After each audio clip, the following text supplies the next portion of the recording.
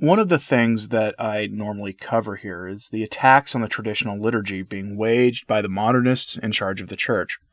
The hostility many bishops and cardinals have to the traditional Latin Mass is almost legendary at this point. It's certainly not limited to them either.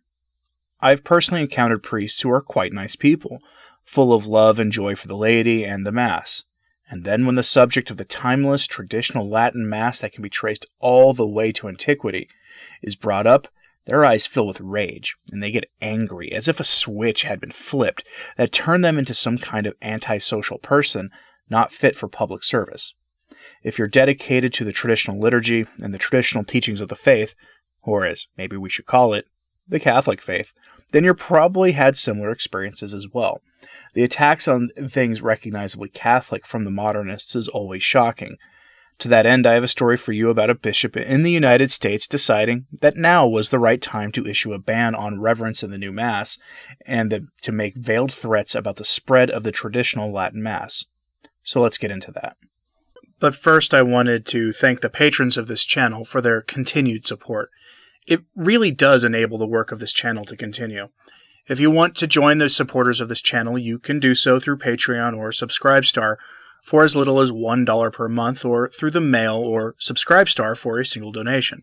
It really does help this channel keep going, and please support the other content creators you like as well. Thanks. Back to the news. That out of the way, let's go. As you probably are aware, the traditional Latin Mass is growing rapidly, with demand far exceeding its availability.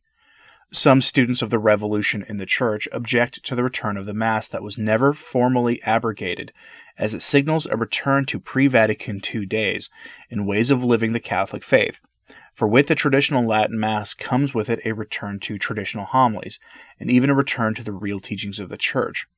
These things are inseparably linked, and that worries some people. Why? Because while whether the Second Vatican Council called for a revolution in the Church or not is something that people debate hotly, what happened after the Council was clearly a revolution in the Church. They even said as much, with bishops now openly defying the Pope on matters of traditional Catholic morality, and the embrace of feminism in the Church by some of the hierarchy, among many other elements of modernism, such as the James Martin lifestyle being pretty much tolerated at this point. In turn, the faithful react by re-embracing and returning to tradition, so to speak. That has these men worried. Today's story is just another example of that. In the Diocese of Boise, Idaho, Bishop Peter Christensen has issued a directive against both saying the new Mass with the reverence due to the worship of God, as well as making a veiled threat against the continued growth of the traditional Latin Mass. Church Militant first reported this story in print, but I have a copy of the message sent to the faithful in his diocese that I'll read verbatim. The relevant portions of it anyway. He does address other things, but there are only certain parts that are relevant to our topic today. It was published in the Idaho Catholic Register. What I have is a screenshot of the document, and if you're listening to this podcast on YouTube or BitChute, it will be on your screen. You can also go to my sources blog at returntotradition.org and find a link to it in your show notes there. Here's the directive from the bishop in his own words. Bishops in the Diocese of Boise will face the people when presiding at the ordinary form of the Mass. Paragraph 299 in the General Instruction to the Roman Missal makes it plain that the Universal Church envisions the priest presiding at Mass facing the people. Paragraph 299. The altar should be built separate from the wall in such a way that it is possible to walk around it easily, and that the Mass can be celebrated at it facing the people, which is desirable whenever possible. This is unambivalent, and I am instructing priests in this diocese to preside facing the people at every celebration of the ordinary form of the Mass. There are priests who prefer ad orientem. I am convinced that they mean well and find it a devout way to pray. But the overwhelming experience worldwide after Vatican II is that the priest faces the people for the Mass, and this has contributed to the sanctification of the people. Sorry. There has been an attempt to justify the ad orientem practice because the order of Mass indicates places when the priest should face the people. However, it never asks him to turn away, as the preconciliar missal did. There are some historical churches with fixed altars where the priest does not have the option of facing the people. I conclude from this that the indications to have his back to the people remain only for those circumstances where the priest presides at historical churches, where the main altar or side altars are against a wall. The general instruction of the Roman Missal presumes that the priest is celebrating Mass at a freestanding altar. It was clearly the mind of the council that the priest should be facing the people. It is most affecting that during funeral rites the Catholic Church maintains that the coffin of a deceased cleric is to be positioned in a way he was in life at Mass, facing the people. Posture at communion and the use of the praedius, kneeling bench, or altar rails. I have directed that the posture for receiving communion in this diocese is standing, in accordance with the general instruction of the Roman Missal No. 160.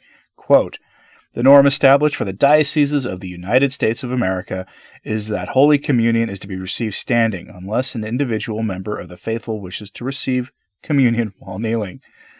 While it is the right of the faithful to kneel to receive, nor may any communicant be denied communion based on posture, given that the established norm in this country is standing, I am instructing that priests do not use furniture or items such as the praedius and communion rails, as these may be seen to undermine this norm or to imply a preference for kneeling to receive." So the bishop is putting a stop to the rise of ad orientem worship by the priest in the new Mass. Why? Well, his excuse is that the general instruction of the Roman Missal, but in reality what you're seeing across the U.S. and in the broader West is a return to traditional postures and piety of the priest in the Mass, with the recognition on the part of the priest that the priest is the head of the body of the faithful, and that he leads them as one in offering the sacrifice to God. Theologically, there is a lot going on in the posture of the priest, and in facing the people, theologically anyway, it appears that the sacrifice is being offered to the people, not to God, as if the people were the object of worship. Some will say that sounds far-fetched, but many priests act as if the Mass were their own private devotion, or that it was about them. I hate to say it, and others have noticed this as well, as the bishop himself later admits in his letter when he says it's not a private devotion. For a deeper dive into the problems many of us have with the new Mass, I recommend the work of Michael Davies, who really dissects what's going on. You can find his talks on the new Mass and its Protestant origins on the Sensus Fidelium channel. Anyway, the bishop continues his letter with a veiled threat about the rise of the traditional Latin Mass in his state.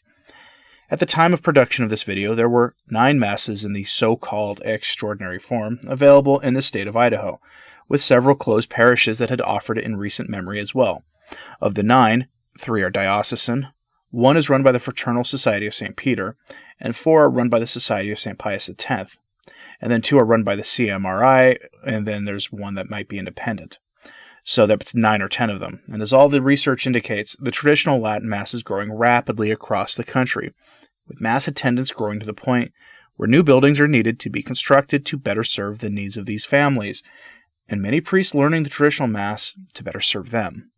The members of these parishes are also almost always an average of like 30 years younger than the parish averages for the new Mass, and that also has some of the bishops worried. Here's what the Bishop of Idaho had to say on the traditional Mass. Celebration of the extraordinary form. With the publication of Pope Benedict XVI Summorum Pontificum, it became permissible for priests to celebrate the extraordinary form of the Eucharist. Extraordinary form of the Eucharist? What? Without applying for permission to their local ordinary. I am requesting, however, that as a matter of courtesy, I am made aware of any such celebrations. As well, this information must be made available to the Holy See in a formal report during each ad limina visit. So, for accurate record-keeping, I request that you report this practice to me, along with frequency and attendance, remembering always that the ordinary form is just that, the ordinary accepted form in which we are to regularly celebrate Mass as faithful Catholics. Now here he goes on to say that, in an ordinary form, so-called ordinary form, the priests are not permitted to ad-lib things in the Mass, and I guess good on him for that. He then ends this letter with, "My brothers, it is a great trust that I and the faithful of our diocese place in you in order to promote the one body in Christ as reflected in our unity and worship." Prior to that, he also says liturgy is not an expression of private devotion, which is another dig at the Latin Mass and those who are loyal to it. While I can appreciate the bishop addressing the need to have the new Mass be presented in a universally similar way, he does nothing here to address the abuses committed by the laity at the Mass. We see this all the time, with laity holding hands during the Our Father, going out of their way to greet anyone and almost everyone with an eye shot during the dreaded sign of peace. And of course, everyone's favorite, the mimicking of the priest's motions and postures by the laity during the Mass. Where people start raising their hands when the priest does, or looking like they're holding invisible Bibles, all that weird stuff that comes from Protestantism. And all of which is a violation of the same general instruction of the Roman Missal that Bishop Christensen cites here. Little wonder that he doesn't do anything about that either. I'll leave you to figure out why he doesn't say anything about those abuses. I'd say that I'm surprised that he issued these directives during a crisis when no public masses are being offered almost anywhere in the Western world, but I'm really not. It's the perfect time to correct what he sees as abuses and to send a not terribly subtle warning to those who want to aid in the now probably unstoppable restoration of the traditional Mass in his diocese and across the West. For those who care, Bishop Christensen was named a bishop of his diocese in 2014 by Pope Francis, and was consecrated a bishop by Benedict XVI prior to that. To his credit, he objected to the use of Common Core in his diocesan schools in his prior assignment as a bishop, and has a decent track record for defending life overall. Anyway, it's a bit nice, I guess, to have a brief return to some semblance of normalcy in things I talk about. I may have a Forgotten Saints short podcast episode for you tomorrow in addition to my encyclical, as my planned End Times Watch video is probably now going to need to be long enough to dedicate a full-length video to it. Let me know your thoughts in the comments, and pray for the Church and an end to the present crisis. I'm Anthony Stine. Ave Maria.